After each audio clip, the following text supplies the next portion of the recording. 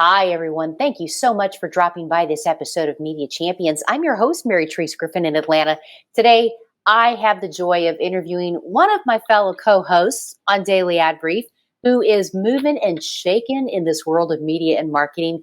Please make welcome the guru himself, Mr. Kent Lewis. He is with Anvil, Deksia. Thank you so much, Kent, for saying yes to this episode of Media Champions.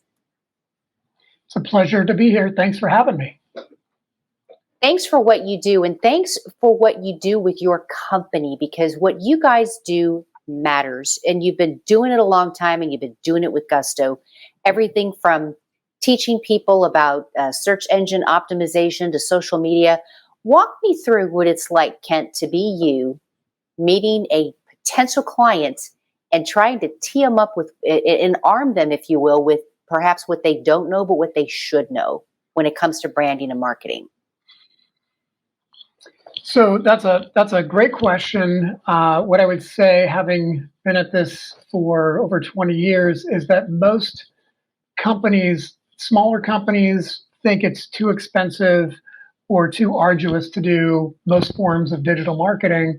That's not necessarily the case. And then big brands assume that they have to work with a huge agency to get the results they need. That's also not typically automatically true.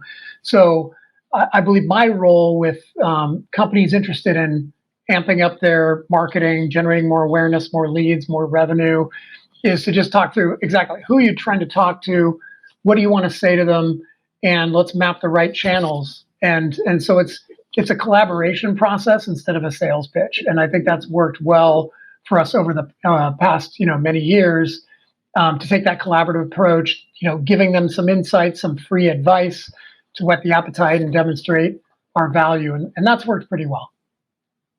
I'm glad you talked about the collaboration, Kent, because I think oftentimes a business, whether they're large or small, if they have an internal media or marketing department, they probably feel like they're set. But I would disagree and suggest that partnering with subject matter experts like you and your company are a really good idea, even if you have that internal department. Why? Well, I think the challenge with internal departments is that they're internal, meaning they would know one world and one ecosystem. They're typically not out at events in a major way, reading a lot of industry publications. They're just trying to survive, basically.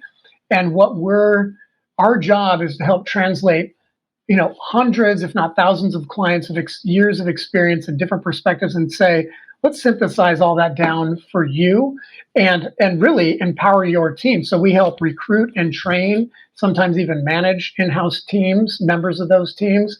We might augment that team. So I'm not trying to work myself out of a job. I know at some point I may need to help my client augment a team, and I'm okay with that. But to think that you have an internal team, you're all good, I say no. In fact, one thing we do is we do report cards for brands where we can tell them how good their team is, how good their vendors are, so they know where the gaps are and potentially how to fix them. I love the report card idea, and that brings me to my next question. I'm always curious to know, especially from a seasoned pro like yourself, what it's like when you have to tell a client that they're doing it wrong or something's not working, because that's equally as important as finding the right path forward. You got to figure out what's not working. Right. And more importantly, it's easy to shoot holes in any marketing campaign, any team member, any channel, like, oh, your TikTok's garbage, whatever that is. But what I've found works best, because most marketers, all the way up to CEO to the junior coordinator, have skin in the game. They have personal ownership of the marketing. So if you crap all over their stuff, you're probably not as likely to get the business. So what I've found is I only make recommendations on how to improve it. And if they like our approach, hopefully they'll work with us, but that's not a requirement. So that's really what we do when I work with a CEO in particular. I'm like, I can appeal to their vanity and to their ego. I can use competitor benchmarking if they're competitive. But at the end of the day, I'm going to say, here are the opportunities, not here's everything you're doing wrong, because that is a massive turnoff. And I see a lot of my competitors take that approach, and it rarely works effectively. It almost sounds like politics, too, when you start talking about what the other guy's doing wrong, because that's just no bueno. Hey, my last question, and we're almost out of time, but I'm very, very curious to know the answer to this, too. When you are working with a client that maybe was unsure of the sage advice that you're offering, and they finally took your advice and they went, that Kent sure knows what he's talking about. And then success. That aha moment has got to make you smile a mile wide. Can you share with us an example of that? Actually, I'll choose a childhood friend of mine. Used to play soccer when we were like 2, 3 feet tall, so, 8, 9 years old. He, after college, started an auto tuning business, tuning up performance cars.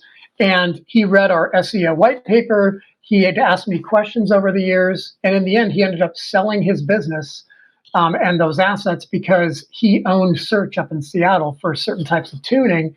And he said a lot of that has to do with the most almost entirely free advice I gave him over the years.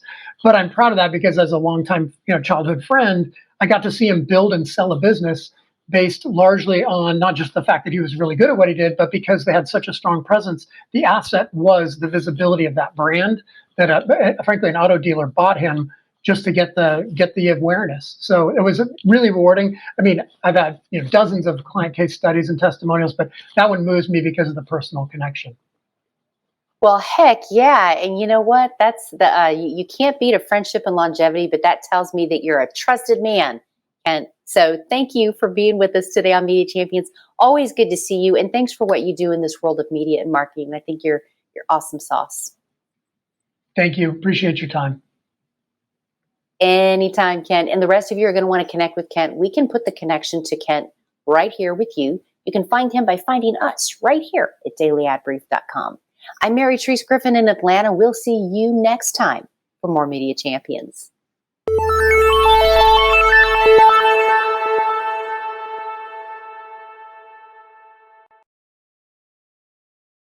Simplify presents Addressable CTV, combining the power of TV with the targeting and attribution of digital. Simplify's Addressable CTV delivers massive reach with the ability to scale without sacrificing precision. TV buyers can generate incremental reach with household-level targeting, frequency controls, reporting, and insights. To learn more about Simplify's Addressable CTV and what it can do for your clients, visit simply.fi.